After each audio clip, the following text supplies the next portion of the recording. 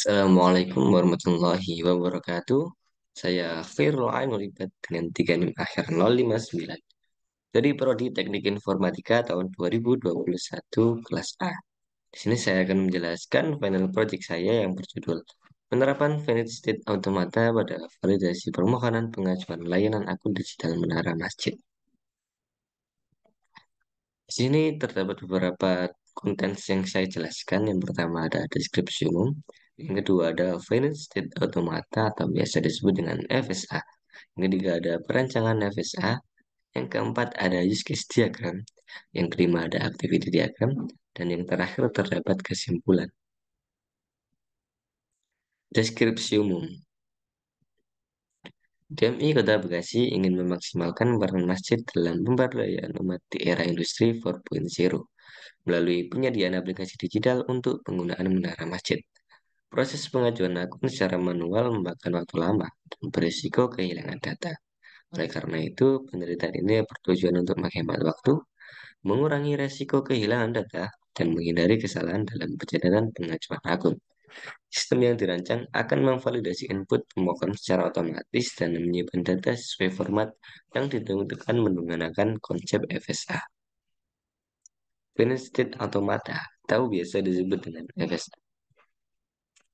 Berdasarkan penelitian dan pembahasan yang telah dilakukan sebelumnya, dapat diambil kesimpulan bahwa Finite State Automata atau FSA dapat diterapkan sebagai konsep dasar pada proses validasi, sehingga setiap masukan yang diterima oleh sistem telah sesuai dengan format yang sudah ditentukan. Finite automata adalah suatu model matematika yang memiliki jumlah keadaan atau posisi yang tak terbatas dan dapat ditransisikan dari satu keadaan ke keadaan lain dengan fungsi transisi. Berdasarkan pengertian, FSA dapat diklasifikasikan menjadi dua hal. Yang pertama DFA yaitu Deterministic Finite Automata, yang kedua adalah NFA yaitu Non-Deterministic Finite Automata. DFA dan NFA merupakan jenis finite state automata yang dipakai pada tingkat spesifikasi dalam model yang berbeda-beda.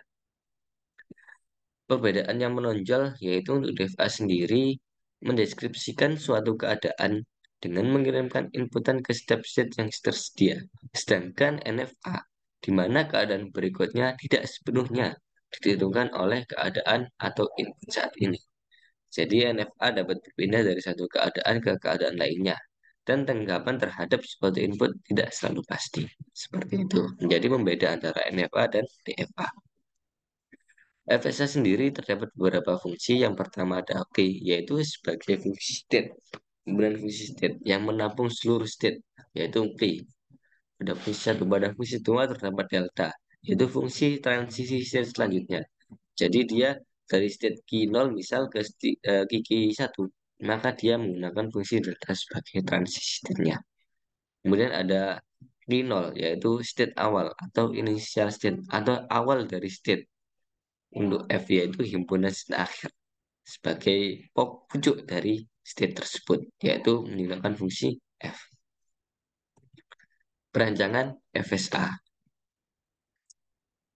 Di sini terdapat Q0, Q1, Q2, Q3 hingga Q15 dengan keterangan sebagai berikut. Untuk Q0 pengisian formulir, kemudian Q1 tanggal pengajuan, Q2 nama masjid, Q3 jenis masjid, Q4 email masjid, Q5 alamat masjid, Q6 keterangan pengajuan, Q7 dokumen permohonan, Q8 nama pengurus masjid, Q9 jabatan pengurus masjid, Q10 jenis kelamin, Q11 email pengurus masjid, Q12 nomor telepon pengurus masjid, Q13 alamat pengurus masjid, Q14 nomor pengajuan, dan Q15 tidak diterima.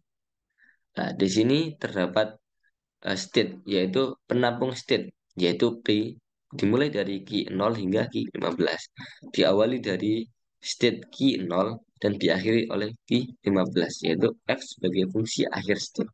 Di sini dapat kita lihat Q0 akan berjalan ke Q1. Jika Q0 sudah terisi, maka dia akan melanjutkan ke Q1. Ketika Q0 tidak diisi, maka dia akan lanjut ke Q15. Di sini Q15 sebagai fungsi yang berarti tidak diterima. Jadi ketika Q0 tidak diisi, maka dia akan tidak diterima ke Q15. Sama, ketika Q0 masuk ke Q1, ketika Q1 tidak terisi, maka dia akan langsung secara otomatis masuk ke Q15. Karena Q15 dia tidak diterima, karena Q1 dia tidak diterima. Begitupun juga dengan Q2. Q2 dia ketika Q2 tidak diisi, maka dia akan langsung masuk ke Q15, tidak diterima. Jadi mau tidak mau Q0, Q1, Q2 hingga Q13 dia harus terisi semua sesuai dengan ketentuan sistem yang sudah diberlakukan. Ketika semuanya sudah terisi, maka dia akan langsung masuk ke Q14, yaitu akan memunculkan nomor pengajuan secara otomatis. Tapi ketika salah satu dari Q0 sampai Q13 tidak terisi, maka dia akan masuk ke Q15. Maka pengajuannya tidak akan diterima. Berbeda ketika semuanya sudah terisi, maka dia akan secara otomatis mengeluarkan nomor pengajuan, yaitu pada Q14. Use case diagram di sini terdapat dua aktor, yaitu pemohon dan sistem validasi form. Nah, ketika pemohon masuk dan memulai untuk pengajuan akun, maka sistem akan menyediakan form pengajuan akun yang terdiri dari beberapa key yang sudah disebutkan sebelumnya. Setelah itu, setelah sudah terisi semua, apakah dia sudah terisi semua atau belum, maka dia akan divalidasi oleh sistem itu sendiri. Ketika dia sudah sesuai dengan ketentuan dan sudah diisi semua, maka dia akan melanjutkan untuk mengeluarkan nomor formnya. Tapi ketika dia tidak terlengkapi, maka dia akan disuruh melengkapi ulang form pengajuan tersebut. Activity diagram. Pada gambar tersebut memberikan penjelasan.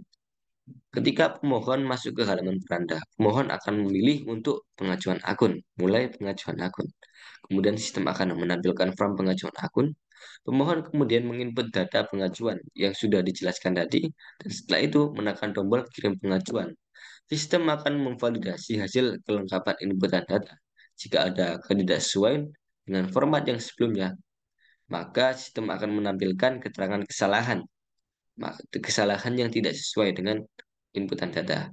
Dan apabila jika hasil inputan telah sesuai, maka sistem akan menampilkan keterangan yang telah sesuai dan menyimpan data formulir secara otomatis sebagai bentuk pengajuan. Kemudian sistem akan menampilkan nomor pengajuan kepada pemohon. Berikut desain halaman beranda di mana ketika masuk pada www.menara.in, maka dia akan menampilkan gambar seperti berikut yang berisi pengajuan akun digital Menara Masjid. Halaman ini yang disediakan untuk pengurus masjid di seluruh Indonesia melakukan proses pengajuan akun. Aplikasi digital Menara Masjid dapat diakses melalui halaman website berikut, di mana pemohon akan mengklik mulai pengajuan akun. Setelah mulai pengajuan akun, pemohon akan ditampilkan form sebagai berikut, di mana berisi tanggal pengajuan, nama masjid, jenis masjid, email masjid, alamat masjid, dan seterusnya hingga alamat pengurus masjid. Jadi di sini terdapat banyak form. Ketika form tersebut tidak diisi, maka dia akan menampilkan misal tanggal pengajuan tidak diisi. Di bawahnya menampilkan pesan, maaf, tanggal pengajuan harus dipilih.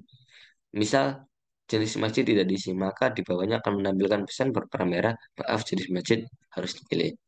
Jadi hasil form pengajuan belum selesai. Jadi ketika tidak bisa, ketika masih menampilkan pesan berwarna merah seperti berikut, maka dia tidak bisa masuk pada kirim pengajuan. Tetapi berbeda ketika semua inputan sudah diisi dan sesuai dengan ketentuan sistem, maka dia akan menampilkan semisal pada tanggal pengajuan telah diisi, nama masjid telah diisi, jenis masjid telah diisi. Dan di sini semua sudah terisi dengan lengkap, maka secara otomatis dia bisa mengklik kirim pengajuan sebagai berikut dengan menceklis saya menyetujui syarat dan ketentuannya.